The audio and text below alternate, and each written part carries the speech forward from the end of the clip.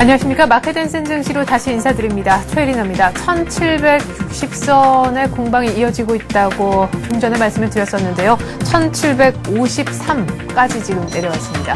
1760선대 정도는 일단 유지가 좀 됐으면 하는 바람이 초반에 있었었는데 역시 지금 낙폭이 계속해서 깊어지고 있습니다. 1750선도 하회를 열어둬야 되지 않나 그런 생각도 듭니다. 수급가 지수 함께 확인해보죠. 네, 뉴욕 증시 부진한 것을 확인한 이후에 외국인들도 일단 오늘 정규장 시간의 거래에서 쭉 샀던 것을 감안하면 오늘 닷새 만에 지금 매도로 돌아서고 있습니다. 매도 규모는 크지 않습니다. 장 열린 지 약 한 30여 분 정도 흘렀는데 100억을 아직 팔고 있지 않거든요. 코스닥에서는 아주 조금이나마 사주고 있고요. 조금 특징적인 부분은 외국인들의 선물을 또한 매도로 조금은 돌아섰다라는 규모인데 아직까지 규모가 적어서 또 장 초반이어서 확정적으로 방향을 말씀드리기엔 조금 이른 감이 없지 않아 있습니다. 오늘 개인도 선물을 일단 매도하고 개인은 양시장에서 공히 사고 있습니다. 기관도 외국인과 더불어서 오늘 함께 매도를 하고 있는데요. 프로그램 쪽에서 한 1,000억 가까이 벌써부터 물량이 나오고 있습니다. 코스피가 오늘 개파락 출발해서요. 지금 1753포인트로 어제 종가 대비 14포인트나 빠지고 있습니다. 코스닥은 플러스 달고 출발했지만 하락 반전된 뒤에 개인과 외국인의 매수세에도 불구하고 지금 하락폭이 형 따라 코스피 따라 점점점 깊어지고 있는 양상입니다. 테마 쪽 오늘 먼저 보니까요. 농업 관련 테마가 좀 강하네요. 농업바이오, 효생, OMB 모두 다 두 자릿수 거의 가격 제한표까지 들어가 있는 상황이고요.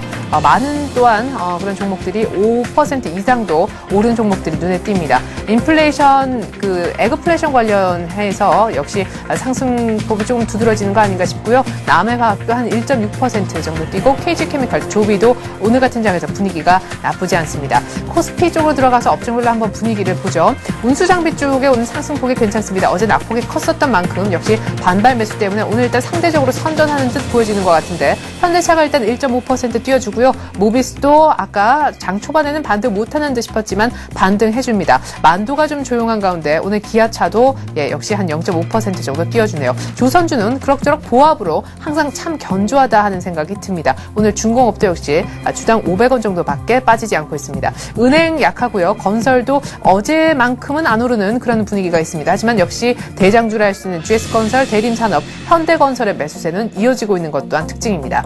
자, 반대로 오늘 가장 약한 쪽은요. 운수창고 쪽이 아닌가 싶은데 역시 여행주, 항공주가 최근 들어서 급격히 부진해지는 양상입니다. 오늘 대한항공이 다시금 7만 원 선을 위협받고 있습니다. 더불어서 역시 아시아나 항공 쪽도 분위기가 안 좋은 것 같은데 더 험악하네요. 한 4% 가까이나 추락하고 있습니다. 해운 쪽도 역시 경기 둔화 우려 때문인지 1% 이상 조정받는 그런 종목들도 있어 보입니다. 지수가 이렇게 급하게 빠지니까 증권주도 힘이 없네요. 전기전자 쪽에서는요. 삼성전자가 당장 78만 원이 다시금 깨졌고 삼성 SDI는 증권사 호평 때문에 오늘 한 1% 이상 뛰고 있습니다만 LG이노텍, 삼성전기, 삼성테크인, LG전자 할 것 없이 모두 다 내립니다. 삼성테크인과 LG이노텍의 낙폭이 조금 더 커 보이네요.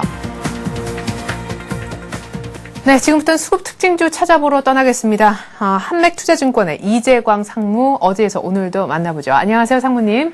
네, 안녕하십니까. 네, 이렇게 연속해서 만나니까 더 반가운데 오늘 일단 이 낙폭 걱정할 것이 없는 것인지 여쭤보고 싶네요.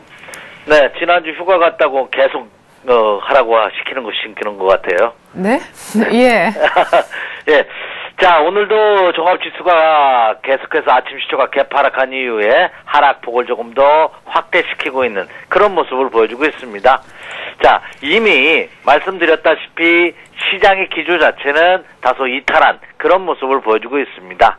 자, 주식시장에서 갈 자리에서 가지 못하면 하락을 의미하는 거고 빠질 자리에서 빠지지 않는다는 것은 상승을 의미하는데 국내 증시도 자 지난주부터 탄력이 약화된 가운데 반등은 보였습니다만 1800포인트 근접에 따른 그 매물대를 단숨에 돌파하기는 어렵지 않을까 하는 말씀을 드렸습니다. 그래서 다소 횡보하는 기간 조정의 가능성에 대해서 언급을 해드렸는데요. 역시 주가가 더 이상 하락하지 않고 횡보한다 하더라도 일단은 그렇죠 현금 비중을 유지해주는 것이 좋지 않을까 이렇게 생각이 됩니다. 오늘도 기관과 외국인이 매도를 보이면서 개인 투자가들만이 매수에 나서고 있는데요. 물론 개인 투자가들이 매수한다 하여 증시가 하락한다. 다시 말해서 기관과 외국인이 사주지 않는다면 증시가 하락한다고 이렇게 직설적으로 표현할 수는 없지만 현재 국내 수급 여건상 기관과 외국인이 매수에 나서지 않는다면 증시는 상승 가능성보다는 하락 가능성이 많다. 이렇게 보시는 것이 정설이지 않을까 이렇게 생각이 되고 있습니다. 그렇다고 본다면 금일장도 개인 투자자들이 많이 지금 거래소 시장, 코스피 시장에서 1,188억 원 정도 현재 순매수율을 보이고 있는데요. 네. 너무 급격한 것이 아닌가, 과도한 것이 아닌가 이렇게 생각이 됩니다. 무슨 말이냐면 주식의 매수는 바닥에서 매수하는 것이 아니라 상승을 확인하고 매수하는 것이 정석이다 하는 말씀 드렸습니다. 네. 그렇다고 본다면 설사 오늘의 저점이 자 내일부터 급등하면서 진정한 바닥이라 할지라도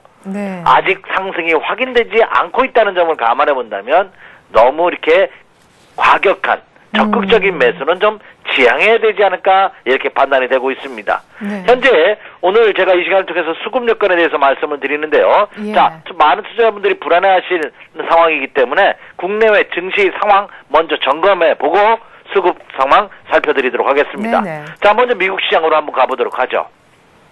자, 오늘 새벽에 뉴욕 증시가 하락을 했습니다. 그래서 1100포인트대까지 밀리고 있는 모습인데요. 장 초반에 어젯밤 10시 30분에 우리나라 시간으로 밤 10시 30분에 미국 시장이 시작을 하는데 시작은 산뜻하게 출발을 했죠. 네. 그러면서 장중한 때 상승폭이 크게 상승하기도 했습니다만 결국 그쵸 오후장 들어서 되밀리고 마는 장막판 무렵에 오히려 하락폭을 확대시키는 종가가 최저가로 끝나는 그런 좋지 않은 전강 후약의 전형적인 약세 패턴의 모습을 보였습니다. 네. 전일도 제가 이 시간을 통해서 언급을 해드렸습니다. 전일장에서도 언급을 해드렸습니다만, 자, 제가 한번 추세선을 한번 거봐드리도록 할게요. 네. 자, 추세선을 하면 제가 말씀을 드렸죠. 어떻게 추세선을 걷는다? 그 화면에 있어서 가장 큰 저점하고 최근의 저점을 이렇게 연결해 보면 이게 이제 추세선입니다. 자, 지난 2주 동안 요 화면이 보이지 않는다고 생각하시면 요것이 보이지 않는다고 지금이 한 8월 초쯤이다 생각하신다면은 네. 그러니까 그 화면의 가장 저점 그리고 최근의 저점을 연결해서 이게 추세선이거든요. 이것이 붕괴된다면 추세 이탈입니다. 그래서 이렇게 하락하는 겁니다. 그래서 어제장에서 언급해드린 바가 지금 장은 한번 보시면 급락 이후에 반등을 주고 다시 하락하는 전형적인 하락 N자형의 패턴이다 하는 말씀 드렸습니다. 그러면 이것이 상승으로 전환되기 위해서는 어떻게 해야 되느냐? 제가 그럼 여기서 추세선을 한번 더 그어보도록 하겠습니다. 자, 추세선은 여기에서 추세선을 겁니다. 네. 가장 최근에 가장 최근의 고점 그리고 최근의 고점 이렇게 연결하신다면 이게 추세선이거든요. 네. 그럼 이걸 어떻게 보시냐? 이 추세선은 그렇죠. 요 화면의 고점 여기 그렇죠. 이거는 이제 하락 추세선이죠. 이 하락 추세선을 돌파해야지만 미국 시장도 상승 전환에 성공합니다. 그럼 어떻게 돌파할 것이냐? 급락에 따라 또 반등을 또 주겠죠. 그러나 이 추세선에 부딪혀서 되밀리게 마련입니다. 네. 그래놓고서 이렇게 그렇죠. 이렇게 하는 그런 과정이 필요하지 않을까 이렇게 생각이 됩니다. 가장 해피한 경우가 미국 시장은 내일부터 급등하면서 추세선을 상향 돌파하고 상향 돌파한다 하더라도 그렇죠. 이거는 먹으려고 하면 안 되죠. 왜? 이건 가바닥이기 때문에. 그러면 한 번 더 눌려주면서 이 저점을 붕괴시키지 않는 진정한 바닥을 쌍바닥을 찍을 때 여기가 매수 타이밍이라고 본다면 좀 시간은 필요한 모습이 아닌가 이렇게 생각이 됩니다. 그러면 뉴욕 증시도 다소 지저분하게 지루하게 답답하게 아주 그렇죠 마음에 안 들게 움직이지 않을까 이렇게 생각이 되고 있습니다. 최근의 모습에서도 그런 모습이 나타나고 있지 않나 이렇게 생각이 됩니다. 네. 우리가 유행가 가사에 보면 시간이 약이겠지요 하는 유행가 가사가 있습니다. 주식시장도 그렇죠 인생 세옹지마 희노애락이 그대로 반영된 것이라고 본다면 그렇죠 주식시장도 지금은 조금 더 시간적인 여유를 갖고 기다려야 되는 그런 시점이 아닌가 이렇게 생각이 되고 있습니다. 자, 그럼 국내 시장 한번 보도록 하겠습니다. 네. 자, 국내 시장도 자 제가 지난 8월 초에 2주간에 걸쳤던 1780에서 1800포인트 라인의 매물을 단숨에 돌파하기는 어렵다는 말씀드렸습니다. 그래서 어제장에서도 상승시 추격 매수는 의미가 없다. 오히려 현금 비중이 적으신 분이라면 상승을 이용해서 비중을 좀 줄이는 전략이 필요하다는 말씀을 드렸는데 오늘 모습은 더 안 좋습니다. 왜냐? 자, 20일과 5일 평균선 그러니까 여러분이 보시기에 검정색 선하고 붉은색 선을 동시에 갭으로 하락하는 음선입니다. 그럼 이것은 뭐냐? 쌍봉의 패턴으로 무너질 가능성이 굉장히 높은 형국입니다. 네. 물론 다음 지선 라인이 어디에 놓여져 있냐면 이 라인입니다. 이 라인이 얼마냐? 1730에서 40포인트 라인에 1차 지지선이 형성되고 있습니다. 그런데 이것은 아직 확인되지 않은 지지선입니다. 우리가 이제 여기서 지지를 해줄 것이라는 기대감이죠. 기대감 갖고 주식 투자할 수는 없겠죠. 그럼 네. 회피한 경우가 국내 증시도 1730에서 40포인트까지 근처에 갔다가 다시 한번 반등을 줬다가 또 직전 고점대 물량을 다시 한번 지키는 이런 과정이 필요합니다. 근데 우리가 생각하는 건 이건 가장 회피한 경우요. 최악의 경우는 직전 저점이 붕괴되면서 1700포인트 전후까지 갔다가 다시 한번 이렇게 되는 과정입니다. 그렇다고 본다면 지금 현재 시점에서는 네. 최선의 경우가 직전 저점에서 쌍바닥 찍고 돌아가는 것이 최선이라고 본다면 현재 시점에서는 어떻습니까? 예, 일단 매수는 굉장히 신중하게 접근해야 되지 않나 이렇게 생각이 됩니다. 물론 종합지수가 30포인트, 40포인트 폭락하는 장에서도 틀림없이 상승하는 종목이 있고 그중에서도 상하까지 진입하는 종목이 있을 것입니다. 네. 오늘 이 시장에도 상승하는 종목이 틀림없이 있습니다. 하지만 전반적으로 종합지수가 하락하는 장에서는 선별적인 몇몇 개별 종목을 찾기가 어려울 뿐만 아니라 그리고 그들 개별 종목도 순간적인 변동이 크기 때문에 수익을 내기가 굉장히 어렵습니다. 네. 그렇기 때문에 종목 선정에 굉장히 신중을 기하셔야 되고 초보 투자자들은 하락기조 장에서는 약세장에서는 하지 않는 것이 가장 올바른 투자가 아닌가 이렇게 생각이 됩니다. 제가 이 시간을 통해서도 언급을 해드렸습니다. 주식 투자 잘하시는 분은 매수를 잘하는 분이고 그보다 조금 더 잘하는 분은 매도를 잘하는 분이다. 그리고 주식시장의 진정한 고수는 쉴 줄 아는 분이다 하는 말씀을 드렸습니다. 네. 그렇다면 지금은 고수일수록 좀 쉬어가는 타이밍이 아닌가 이렇게 생각이 됩니다. 우리가 운전을 하다가도 한 2시간 정도 운전을 하면 한 1, 20분 쉬라고 합니다. 네. 왜냐하면 인간의 생체 리듬상 한 2시간 정도 운전을 하면은 그렇죠. 피로감이 오기 때문에 시야라든지 판단력이 흐려진다고 하죠. 지금 주식시장이 그런 패턴이 아닌가? 그래서 지금은 판단력이 흐려질 수 있는 그런 상황이기 때문에 좀 쉬어가는 그런 전략으로 임해 주십시오. 이렇게 말씀을 드립니다. 네. 물론 오늘자 현재 시간 9시 48분을 가리키고 있습니다. 현재 시간 종합지수 코스피 시장이 13포인트 하락하면서 1754입니다. 우리 최앵커도 조금 전에 언급을 해주셨다시피 1750선이 붕괴될 가능성도 굉장히 크다는 말씀을 해주셨는데 저도 그렇게 봅니다. 1750선에 대한 지지선이 아직 불투명한 그런 상태입니다. 물론 다만 오늘 개파락하는 모습을 보였기 때문에 현재 시점에서 그럼 다 팔고 좀 쉬자 이런 의견은 아닙니다. 다만 어제도 말씀드린 바와 같이 상승을 하면 종목별로 상승하는 종목 있죠? 그 네. 상승이 야 이게 주도주구나 매수하는 것이 아니라 일단 상승을 하면 현금 비중을 좀 확보해 두는 그런 매매 전략이 요구되고 있다 이렇게 말씀을 드립니다. 네, 그렇다면은 말씀하셨던 대로 다 팔고 그냥 쉬자 이런 말씀은 아니라고 하셨는데 손절할 그런 장까지도 아직은 아니다라는 뉘앙스이십니까? 네, 그렇죠. 이제 손절의 문제입니다. 과연 근데 내가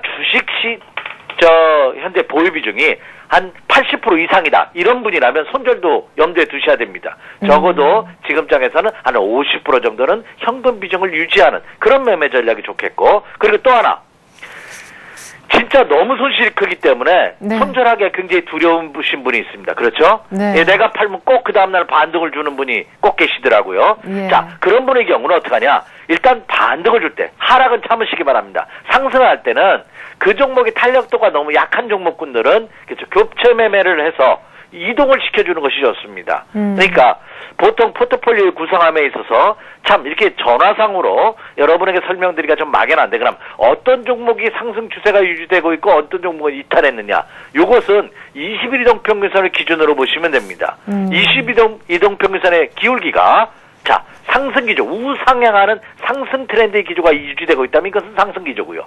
20일 이동평균선이 우하향하는 이거 지금 화면에 나오는데 다시 한번 보여드리면요. 자, 지금 이걸 좀 길게 보여드릴게요. 이건 좀 중요한 설명이기 때문에 제가 조금만 더 시간을 할애하도록 하겠습니다. 자, 21일 이상 여기 붉은 선입니다. 21일 점수에 이렇게 꺾기를 보고 있죠. 이게 이제 하락 기조입니다. 이렇게 상승 전환하고 있다. 이게 상승 기조입니다. 그러면 지금 종합지수를 한번 볼까요? 종합지수 21일 동편이 상승하다 옆으로 횡보하는 국면입니다. 아직은. 그렇죠? 아직은 횡보하는 국면입니다. 그럼 이거는 아직은 괜찮죠. 이렇게 꺾여 내려오는 종목이 있습니다. 이렇게 우하향으로. 이런 종목군들은 반등 시 일단 비중을 줄여주는 것이 원칙이지 않나 이렇게 생각이 되고 있습니다. 그래서 그 점을 염두에 두시면서 적어도 주식 투자 비중, 주식과 현금 비중을 한 적어도 지금은 5대5 정도는 유지해 주셔야 되겠고, 조금 손실이 있다 하더라도 주식 편입 비중이 크신 분이라면 역시 조금 더 낙폭을 줄일 때마다 비중을 조금 줄여서 현금 비중을 좀 유지해 주십시오. 이렇게 말씀을 드립니다. 네, 자, 그럼 일단 기관과 외국인들이 어제 또 어떤 종목을 많이 매수하고 또 많이 매도한 것으로도 알고 있는데 어떤 종목을 또 심하게 던졌는지 어제 확정된 수급 같고요. 순매수 그리고 순매도 상위. 오늘은 좀 함께 봤으면 좋겠습니다. 어제 특별히 기관의 매도가 컸었어서요. 네, 그렇죠. 그러면 자, 전일장에서 기관과 외국인 투자가들은 어떤 종목을 매도하고 있는지 매도 네. 종목을 한번 살펴보도록 하겠습니다. 예. 먼저 기관부터 보도록 하죠. 자, 기관 투자가들 전일 코스피 시장에서의 매도 종목을 한번 간략하게 살펴보도록 하겠습니다. 최근 들어서 국내 기관 투자가들이 매도세가 강하고 오늘도 굉장히 강합니다. 예. 현재 국내 기관 투자가들은 코스피 시장에서 538억 원 매도하고 있습니다. 은행, 증권, 투신, 보험, 그리고 네. 기타 법인에서도 대량으로 매도하면서 연기금만이 그나마 매수위를 보이고 있습니다만 연기금의 매수도 너무 미약합니다. 자, 연기금과 같은 전략으로 모든 기관 투자가들이 임해준다면 얼마나 좋겠습니까만은 네. 연기금의 매수는 15억 원에 불과함으로써 연기금의 매수세가 그렇죠 다소 취약한 그런 모습을 보여주고 있습니다. 자, 코스피 시장 기관과 외국인 전일 시장에서의 매수 종목이 지금 나오고 있네요. 네. 지금 나오고 있는 것은 매수 종목이고요. 매도 종목을 먼저 보면은요. 네. 전일 외국인 투자가들은 LG, 삼성전기, KB금융, LG 디스플레이, 쌍용차를 매도했고요. 네, 네. 매도 종목이 나옵니다. 국내 기관 투자가들은 현대차, 현대제철, LG전자, 하이닉스, 대한해운을 매도하는 그런 모습을 보였습니다. 자, 여러분 지금 화면에 보시다시피 기관과 외국인 투자가들이 매도하는 종목을 보면은 대부분 업종 대표주, 그리고 금융주, 그리고 IT 관련주입니다. 그리고 국내 기관 투자가들 같은 경우는 자동차 관련주에 대해서도 대량의 매도를 해놓고 있습니다. 그러면 그동안 장을 이끌었던 종목 중에서 IT와 자동차 관련주들을 차익 실현, 이익 실현을 하고 있다는 점이 중요하고 또 하나 중요한 것은 여기서 보시면 KB금융이나 LG전자, 하이닉스, LG 디스플레이 이런 종목군들은요. 이 장에서도 전혀 시세를 분출하지 못했던 지금 직전 저점 붕괴 가능성마저 대리되고 있는 이건 왜 이렇게 빠지냐 할 정도로 과대 낙폭되어 있는 종목군들도 매도하고 있다는 점이 특징입니다. 그러면 기관과 외국인 투자가들이 그동안 낙폭이 컸던 종목군들마저 매도하는 이유는 뭐냐? 여기서 추가 하락의 가능성도 염두에 두고 있다는 점입니다.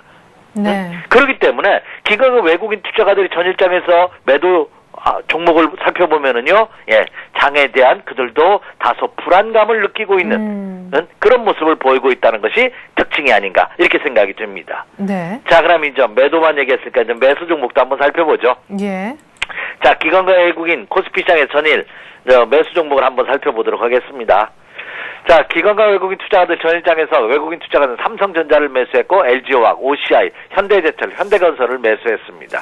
국내 기관은 LG 대림산업, 제일모직, 효성, 현대건설을 매수했는데요. 물론 시가총액 1위인 삼성전자에 대한 매수세는 지속적으로 이어지고 있는 그런 모습이 펼쳐지고 있습니다. 하지만 그 규모가 전일도 말씀드렸죠. 현격하게 줄어들고 있는 보통 통상적으로 1,000억 원 이상의 순매수를 보였던 외국인 투자가들이 매수 1위 종목이 500억 원에 불과하다는 점은 여러분 한번 염두에 두셔야 되지 않나 이렇게 판단이 되고 있습니다. 예. 그리고 국내 기관 투자가들은 마찬가지입니다. 국내 기관 투자가들 LG를 630억 매수했지만 그 규모는 현격하게 그렇죠? 적극적으로 매수할 그 시점에서 보면 지지난주에 비해서 보면 매수 1위 종목이 그렇죠? 예전에 비해서 절반 3분의 1 수준으로 줄어들고 있다는 점입니다. 물론 건설업종에 대한 매수세는 조금씩 이어지고 있는 듯한 그런 모습을 보여주고 있습니다만 네. 그러나 어제도 말씀드렸다시피 건설업종이 주도주로 부각되기에는 지금의 시장 여건이 너무 안 좋다는 점입니다. 예. 단순히 그동안 낙폭 과대에 따른 자율적인 반등, 여기에다가 정부 부양책에 따른 기대감에 따른 상승이다 하는 점이죠. 이런 종목군들은 일시적일 가능성이 굉장히 큽니다. 그 점을 염두에 두시면서 단순히 기관과 외국인 투자가들이 매수에 따라 동반 추격 매수하는 것은 자제할 필요가 있지 않나 이렇게 생각이 됩니다. 그래서 기관과 외국인 투자가들이 코스피 시장에서 매수와 매도 종목을 살펴보면은 역시 지금은 그들도 좀 몸을 사리는 듯한 그런 모습을 보여주고 있다 하는 점입니다. 자, 코스닥 시장도 빠르게 한번 보도록 하겠습니다. 네. 자, 코스닥 코스닥 시장 전일 기관과 외국인 투자가들의 매수 종목을 한번 보도록 하겠습니다. 외국인 투자가들은 덕산 하이메탈을 필두로 해서 SFA, SK 브로드밴드, OCI 머티리얼즈, 셀트론을 매수했지만 옆에 규모 보시기 바랍니다. 9억 원, 2억 원, 9억 원에서 2억 원입니다. 그냥 일부 입질 매수에 그치고 있는 그런 모습이고요. 국내 기관 투자가들도 LNF를 필두로 해서 국순당, S에너지, IPS, 태광을 매수했지만 역시 그 규모는 굉장히 미약한 그런 모습을 보여주고 있습니다. 그렇다고 본다면 기관과 외국인 투자가들이 전전일, 그러니까 월요일과 지난주의 모습으로 봐서는 매수 규모를 상당폭 줄여나가고 있다는 것이 가장 큰 특징이다. 이렇게 말씀을 드릴 수가 있겠습니다. 네. 자, 외국인과 기관 산원 규모도 양시장에서 모두 적을 뿐만 아니라 심지어 이들도 손절하는, 이 종목 안 되겠다라고 던지는 종목도 일부 포착된다라고 하셨습니다. 이것을 아주 베테랑이라고 하는 두 세력들의 플레이가 지금 이러할지인데 개인 여러분들도 꼭 참고하셨으면 좋겠습니다. 이재원 상무님께서도 앞에서 계속해서 얘기해 주셨던 어떤 전략적인 측면들, 현금화하는 부분들, 그리고 일단 쉬자 하는 전략들도 꼭 좀 명심해 주셨으면 좋겠습니다. 한맥투자증권 이재광 상무와 함께 봤습니다. 상무님 말씀 고맙습니다. 네, 감사합니다. 네. 자, 지금 지수가 1755포인트, 아까 1749까지 내려갔었는데 그나마 조금 올라와 있습니다. 물론 양시장 아직까지는 마이너스 상태이지만요. 자, 지금부터는 조금 더 개별적인 특징주 조금 더 챙겨서 지금 시황 분위기를 조금 더 자세히 파악해 보도록 하겠습니다. 서울현대신문증권부 윤경환 기자 한번 불러보겠습니다. 윤 기자. 예, 안녕하세요. 네, 오늘 신규로 상장된 스펙 세 곳이 지금 주목을 좀 끌었었는데 지금 분위기가 어떤지요? 예, 오늘 신규 상장된 스펙 세 곳이 모두 내림세를 보이고 있습니다. 한국스펙, 대신증권 크로스 스펙, SBIN 솔로몬 스펙 등 신규 상장된 스펙들이 하락세로 장을 시작했습니다. 한편 NC소프트는 오늘 장 초반 52주 신고가를 기록하면서 시총 5조 원을 돌파했습니다. 하지만 곧 차익 실현 매물이 나오면서 보합권에서 등락을 거듭하고 있습니다. 신규 상장된 스펙 세 곳, 하필이면 또 오늘 같은 날 상장이어서 일단은 모두 다 일제히 내리고 있다라는 얘기 전에 들어봤습니다. NC소프트는 날아가고 있네요. 자, 어쨌거나 경기 둔화 우려 때문에 미국장이 빠졌다라는 분석 속에 지금 일본의 니케이는 아침 초반에 니케이가 9,000선도 지금 한번 잃은 적이 있습니다. 이제 막 조금 올라오는 그런 상황인데요. 우리 증시도 지금 1750선의 지지가 안 될 수도 있다. 이런 분석까지 나오는 와중에 앞으로 향후 증시 전망을 어떻게 하면 좋을런지 국내 주요 증권사 리포트 요약 부탁드리겠습니다. 예, 하반기 경기 둔화 가능성이 제기됨에 따라서 다수의 증권사가 상품 관련주나 내수주에 관심을 가져야 한다고 주장하고 있습니다. 한양증권은 오늘 경기 둔화에 대한 우려가 오래 지속되진 않을 것이라면서 화학, 정유, 비철금속 등 상품 관련주에 관심을 가져야 한다고 밝혔습니다. 이 증권사는 거시경제상 모멘텀이 보이지 않지만 주식시장의 유동성은 풍부하다며 증시가 한쪽 방향으로 연속성을 보이긴 당분간 어렵다고 주장했습니다. 토로스 투자증권도 글로벌 M&A 시장이 활발해지고 있다며 돈이 움직이고 있기 때문에 유동성이 증시로 올 가능성이 높다고 설명했습니다. 특히 글로벌 유동성이 원자재 시장으로 유입 중이기 때문에 정유, 비철금속, 화학, 재생에너지 등 상품 관련주에 투자하는 것이 유효하다고 전망했습니다. 신한금융투자는 주요국의 경기 모멘텀 위축을 확인하는 구간에 주식시장이 있다면서 변동성 장세 중에 저점을 높이는 기술적 반등을 예상한다고 내다봤습니다. 이 증권사는 기술적 반등을 노릴 땐 외국인 매매 동향을 참고해야 하며 건설, 금융 등 내수주를 단기 매매하는 것이 유효하다고 밝혔습니다.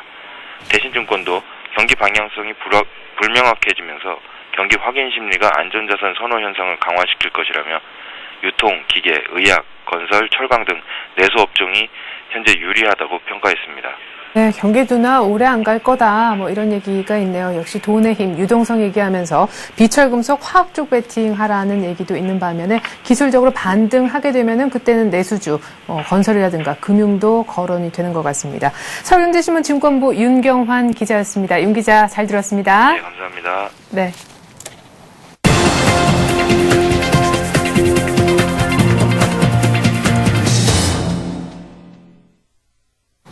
네, 지금부터는 간단하게 관심 종목 체크 시간을 갖도록 하겠습니다. 앞서 오늘 장 개장하기 전에 전문가께서 이 종목 보자고 얘기한 종목을 지금 다시금 AS를 한번 해보는 시간인데요. 오늘 뉴스로 보는 투자매매이라는 코너에 함께 주셨던 이트레이드증권 용산점 김진웅 실장이 언급한 종목들 지금 개장한 이후에 어떤 흐름인지 또 살 수 있는 종목인 건지 다시금 한번 점검해 보도록 하겠습니다. 오늘 건설주 두 종목 얘기를 해주셨거든요. 첫 번째가 대림산업이었습니다. 대림산업과 계속해서 이어서 GS건설도 봐드릴 텐데 대림산업, GS건설 모두 다 일단 최근 들어서 건설주 내에서는 후발주자였지만 연속해서 한 4, 5일가량 꾸준하게 올랐었기 때문에 역시나 조금 부담이 있어서 신규 매수보다는 지금 홀딩하고 계신 분들을 위해서 오늘 어드바이스 차원에서 말씀을 드리는 거라고 얘기를 해주셨었고요. 대림산업 같은 경우에는 일단 오늘 시초가, GS건설 모두 다 전략이 비슷했습니다. 시초가에서 전 물량 갖고 있는 돈 한 이 정도 건설주에 넣어봐야 되겠다라고 생각했던 그 돈의 한 20% 정도만 오늘 일단 시초가에서 잡자 이렇게 얘기를 하셨는데요. 지금 대림산업과 GS건설이 모두 다 조금 어제 종가 대비 오르고 있긴 합니다만은 대림산업의 시초가에 여러분 혹시 앞서 방송 보시고 잡으셨는지 모르겠습니다. 오늘 아침 시초가는 73,900원이라고 제가 메모를 해두었는데요. 지금 현재 가격 한번 볼까요? 74,900원. 시초가보다 대림산업이 한 주당 1,000원 정도 뛰어 있는 것 같습니다. 그 다음번에 시초가보다 내리면 밑에서 계속해서 분할 매수하는 그런 전략을 얘기하셨는데요. 그렇지 않으면은 일단 시초가에서 산 물량 갖고 쭉 간다고 얘기하셨는데 일단 지금 시초가에 만약에 잡으셨다면은 계속해서 홀딩을 하셔서 78,000원 정도, 78,000원까지 1차적으로 보시면 될 것 같습니다. 자, 계속해서 GS건설 한번 볼까요? 네, GS건설은 대림산업과 달리 외국인들이 꽤 좀 사랑하는 그런 종목으로 알려져 있죠. 그리고 굳이 따진다면 국내 주택사업보다는 해외 수주 모멘텀이 대림산업보다는 조금 더 강하다라는 사업의 포트폴리오 측면에서 비율에 약간 차이가 있다라고 말씀드릴 수가 있겠습니다. 역시 시초가는 82,300원 정도였는데 이 정도로 한 20% 정도 물량만 담고 추가적으로 더 빠지지 않으면은 이 정도 물량으로 일단 1차적으로 85,000원까지 끌고 가는 전략을 세워주셨습니다. GS건설 현재 가격 한번 보죠. 네, 시초가는 82,300원, 지금은 82,100원. 네, 음봉이 아주 미약하나마 진행되고 있지 않나 싶어요.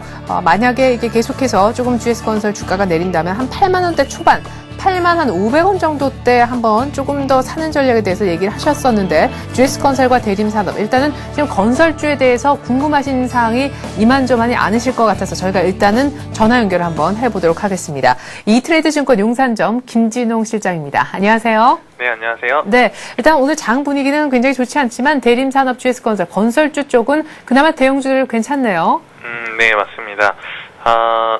아까 말씀하신 것처럼 네, 장이 조금 안 좋죠. 그동안 낙폭 과대했던 IT주들, 자동차주들이 약간 반등 나오는 모습과 네, 건설주들 오늘 시장에서 강한 모습 보여주고 있습니다. 네. 우선 두 종목에 대한 말씀부터 드리도록 할게요. 대림산업 같은 경우 네, 시초가에 좀 잡으셔서 지금 수익 구간인데요.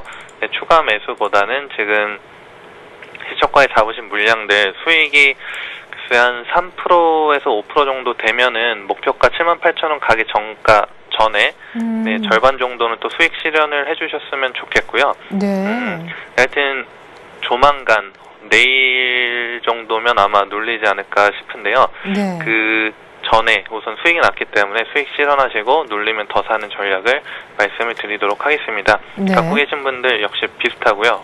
밑에서 잡으신 분들은 21선 아래서 잡으신 분들은 좀 더 여유가 있겠죠. 예. 계속 홀딩도 괜찮으신데 좀 최근에 사신 분들 오늘이나 어제 사신 분들은 매수가 이하로 빠질 가능성도 제가 봤을 때는 있습니다. 그렇기 때문에 오늘 내일 좀 수익 실현 수익률 여부에 따라서 수익 실현하신 다음에 눌리면 또 사시는 전략도 괜찮고 근데 전반적으로 건설주는 지금 추세는 괜찮습니다. 그래서 추세 매매 좀 길게 보시는 분들은 네, 그냥 홀딩 하시고 제가 지금 말씀드린 거는 좀 단기적으로 보시는 분들을 위해서 말씀을 드렸습니다. 대림산업은 그렇게 해서 수익 구간이죠. 근데 GS건설은 매수가랑 거의 비슷하네요. 시초가랑 지금 비슷하고 조금 더 빠졌는데 GS건설은 아마 조금 더 올라갈 것 같습니다. 시장이 크게 빠지지 않으면은 내일 더 올라갈 것 같으니까요.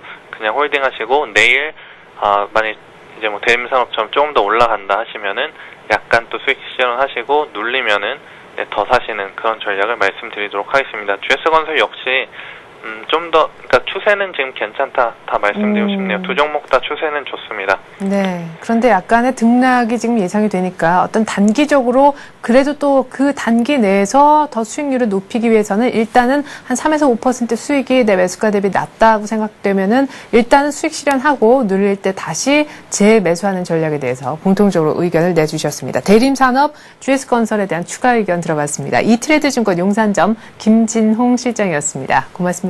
네, 감사합니다.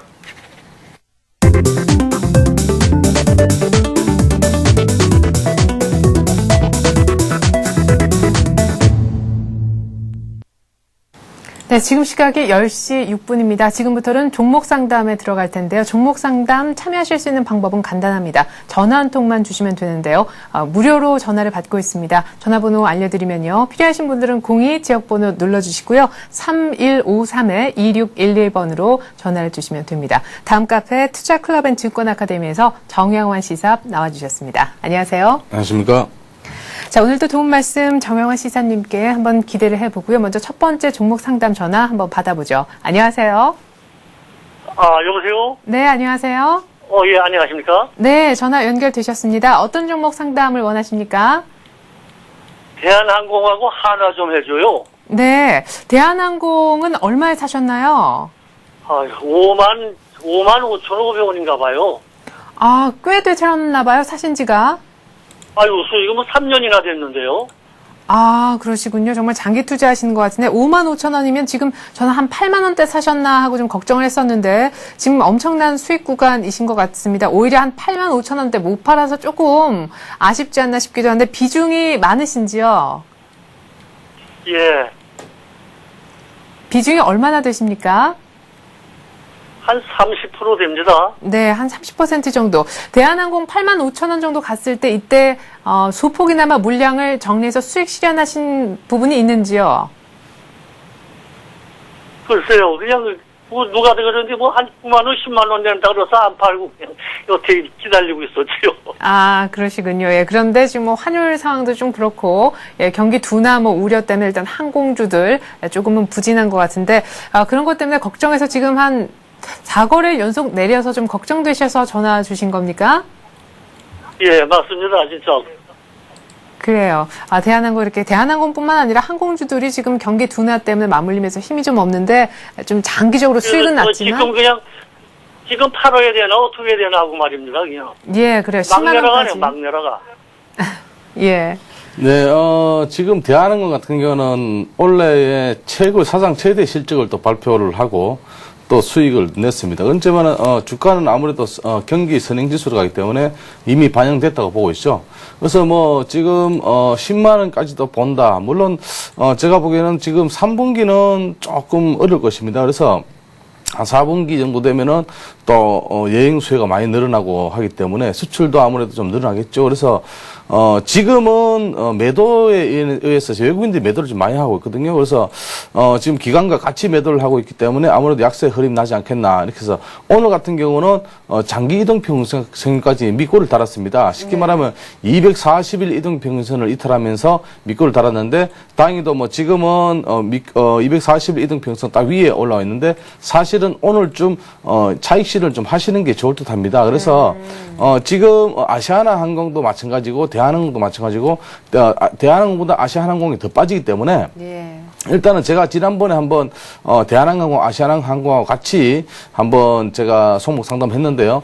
올라갈 때는 아시아나항공이 빨리 올라가지만은 역시 빠지는 것도 아시아나항공이 더 빨리 빠진다 이렇게 보고 있습니다. 그래서 지금쯤 차익 실현 하시면서 한 번 더 밑자리를 보시면 좋겠습니다. 제가 보기에는 한 6만 5천 원 선까지도 빠질 수 있다. 단기적으로는 이게 오늘 한목이 빠지는 게 아니고 점차적으로 지금 차트 흐름상은 역배를 지금 흐르고 있기 때문에 제가 보기에는 지금쯤 조금 차익 실현 하시면서 밑에를 한번 보시는 게 좋을 듯합니다. 네.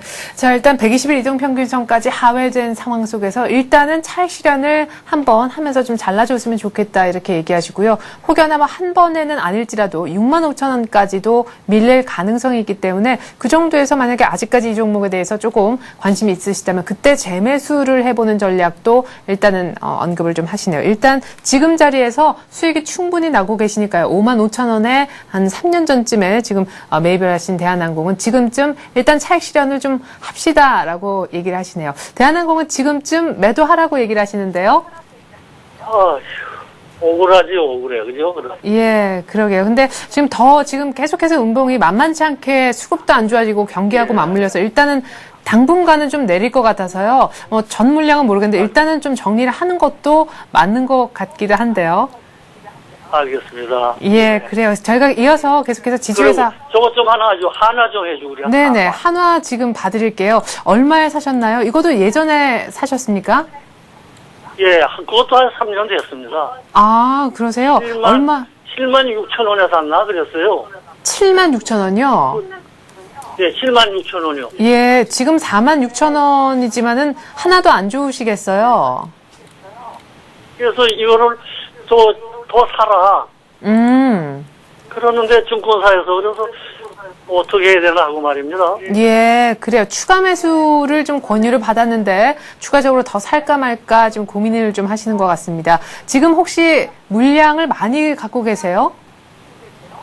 그것도 한 30% 됩니다. 아, 예, 이건 아주 많지는 않으시니까 추가 매수할 수 있는 일단 비율로 봤을 때는 좀 여력이 좀 있어도 보이는데요. 그래요. 하나 케미컬 때문에 요새 지주회사 테마라 그래서 잘 나가곤 있는데 추가 매수를 해야 되는지 이미 3년 전에 높은 가격에 사셨네요. 네, 지금 3년 전에 가격이 7만 6천 원 같으면 아주 높은 가격입니다. 네. 그래서 하나 같은 경우는 지주자 하나 케미칼 자회사들의 어떤 실적의 발표에서 아주 지금 주가는 지금 흐름이 좋은데요. 네. 사실은 조정을 많이 받았죠.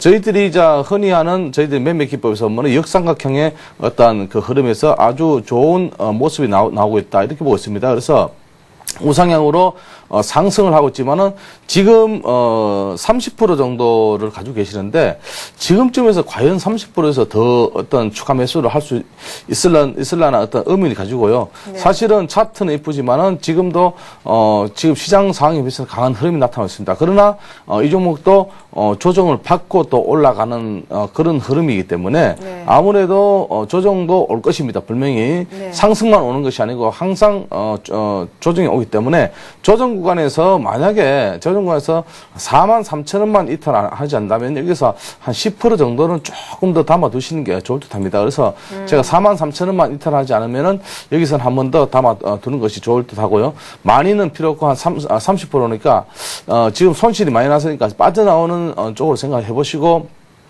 10%는 담으시면 한 40% 되겠죠. 네. 그래서 중간중간에 빠져나오시는 어떤 그런 매매 기법도 필요한 것 같습니다. 그래서 제가 보기에는 5만 천 원이 딱 걸리는데요. 5만 천 원 돌파하면은 이 종목은 뭐 단계별로 6만 원, 7만 원. 사실은 매수가까지 가기에는 아직까지도 길도 멀고 시장 상황도 그리 좋지 않고 어떤 7만 원까지 가기에는 조금 시간이 많이 걸릴 듯합니다. 네, 그러면은 결국 그 말씀은 4만 3천 원이 지지가 되면 한 10% 정도만 더 담고 5만 천 원이 일단은 가장 큰 첫 번째 벽으로 보이니까 이 정도에서 전략 나오자는 말씀이십니까? 네, 그래서 제가 보기에는 만약에 4만 3천 원에 10% 담으시면은 10% 담은 그 물량과 조금 한 예를 들어 10% 정도 해서 5만 천 원이 좀 빠져나오시면은 아무래도 단가 좀 낮아지겠죠, 아무래도. 그래서 제가 보기에는 한 7만 6천 원 같으면 한 6만 원 정도의 단가가 나오지 않을까. 네. 6만 한 2, 3천 원의 단가가 나오지 않을까. 그렇게 생각됩니다. 네, 우리 시청자분 이해하셨었죠? 예. 네, 그래요. 4만 3천 원 정도에서 조정을 한 그 정도에서 받고 지지가 되면은 4만 3천 원 정도에 한 10% 정도만 더 사셔서요. 단가를 낮추신 다음에 그 물량 갖고 이제 한 40%로 늘어나잖아요. 5만 천 원까지 끌고 가고 5만 천 원 정도에서 일단 조금 손실을 보더라도 뭐 소위 말하는 물타기도 했으니까 그 정도에서는 손실 조금 줄여서 이제 한화라는 종목에서 나오자 이렇게 얘기하시는데요. 예, 잘 알겠습니다. 네, 그래요. 대한항공 한화 저희가 종목 상담해 드렸습니다. 고맙습니다. 예, 고맙습니다. 네.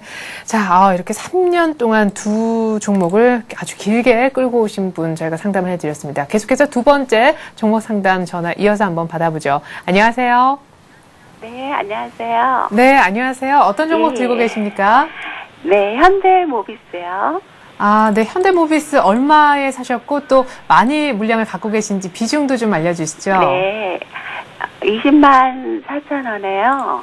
네. 60% 가지고 있는데. 20만 4천 원이라고 하셨나요? 네, 예. 네네. 20만 4천 원에 60% 물량이 적지 않으신데 혹시 20한 3만 원 근처 신고가 낼 때 이때쯤 예. 그때 못 팔았어요. 예. 조금 저는 더 갈 줄 알고 예. 기다리다 보니까 어떻게 놓쳐버렸네요. 네, 지금 한 21만 원대에서 계속해서 횡보인데 현대모비스 종목을 좀 길게 갖고 계실 생각이 있으신지요? 예, 저는 중장기로 보고 들어갔고요. 네. 제 나름대로는 좀 확신이 있어서 들어간 거라서 네. 조금 더 두고 보고는 싶은데 네. 요즘 좀 변동성이 너무 커서요. 네. 약간 걱정이 되기도 해서. 예, 나름대로는 이제 뭐 다 유모조모 따져보시고 중장기로 현대모비스를 딱 매입을 했는데 일단 지금 계속해서 그러니까 그 손실을 보지 않고 계시긴 한데 전문가로부터 길게 들고 있어도 좋다 이렇게 좀 확답을 얻고 싶으신 거죠? 네. 예. 그래요. 현대모비스 변동성이 커서 조금은 걱정된다. 이렇게 네, 말씀이시죠? 맞습니다. 중장기로 보시는 종목도 맞고요. 지금, 현대모비스 같은 경우는 어제 많이 빠졌죠. 네. 어제 자동차 주들이 좀 많이 빠졌습니다. 그래서 자동차 관련주도 쉽게 말하면 현대차도 많이 빠졌고, 기아차부터 해서, 지금 현대모비스 같은 경우도 어제 많이 빠졌죠. 그래서, 이 종목 같은 경우는, 장기적으로 가져가시는, 그런, 맞고요. 그리고 이 종목 같은 경우는 만약에 조정을 받는다면은, 만약 조정을 받는다면 20만 원 깨면은 조금 위험합니다. 그게 무슨 말인가 하면은, 물론 장기적으로 가져가는데 20만 원이 어떻게 지지가 필요하나 이렇게 말씀하시는데, 20만 원 지지가 안 되면은 하방 쪽에 힘이 강해지면서 19만 원까지도 빠질 수 있습니다. 그래서 단기적으로는 19만 원, 또 만약에 경기가 안 좋아진다 같으면은 18만 원에서 18만 원까지 빠질 수 있기 때문에 종목이 빠지면은 큰 폭의 흐름이 빠지면은 하락트렌드 잡으면은 힘이 없기 때문에 지금 그런 어떤 의미를 보시고요.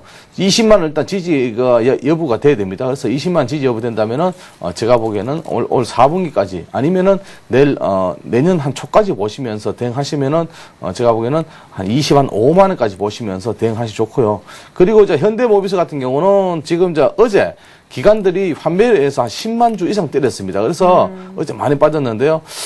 그 반면에 외국인들은 양 매수가 돌아서 오늘도 좋은 흐름 나타나 있고 오늘 반반 매수 심리가 좀 나타나고 있는데 이 종목은 일단은 22만 9천 원 전고점 최고 신고가죠. 여기 네. 돌파하면은 25만 원까지 보시면서 대응하시는 게 좋겠습니다. 네, 현대모비스 20만 원만 안 깬다는 커다란 전제 하에 전고점 23만 원 지나 25만 원까지 올 연말 내년 초까지 보신다면 가능하겠다. 그리고 중장기적으로 들고 있을 종목은 맞다. 이렇게 얘기하십니다. 현대모비스 저희가 끝으로 상담해 드렸습니다. 전화 고맙습니다. 네, 너무 감사합니다. 네. 수고하세요. 네, 아유, 목소리도 예쁘신데 안심하고 돌아가시네요.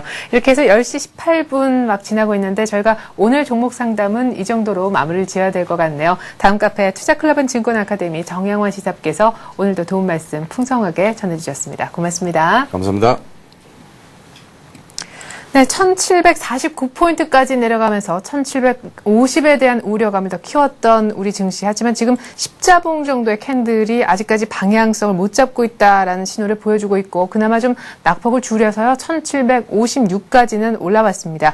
외국인들이 강력하게 팔지 않는 게 그나마 낙폭을 좀 제한시키는 요인이 아닌가 싶기도 한데 오늘은 역시 어제에 이어서 기관의 매도가 거센 가운데 개인들이 조금 받쳐주고 있지만 프로그램 쪽의 물량도 만만치 않아서 지금 현재 한 1,300억 가까이 가까이 나오고 있거든요. 때문에 일단 개인의 매수에도 지수는 마이너스를 기록하고 있습니다. 코스닥 쪽에서도 개인만 사면서 역시 장 출발만 좋았고 코스닥도 함께 마이너스를 기록을 하고 있는데 오늘 밤에 뉴욕 증시에서 주택 관련 지표가 전월 대비 12% 급감할 것이라는 굉장히 안 좋은 지표 하나가 나올 것을 기다리고 있습니다. 일본 증시 니케이도 9,000선이 깨졌고 여기저기 글로벌 증시 아무리 문을 열어봤자 좋은 소식들이 그다지 발견되지 않는 장인데요. 때문에 일단은 쉬자 하는 의견도 많다라는 거 참고하셨으면 좋겠습니다. 성공 투자 교환합니다. 전 내일 다시 오겠습니다. 고맙습니다.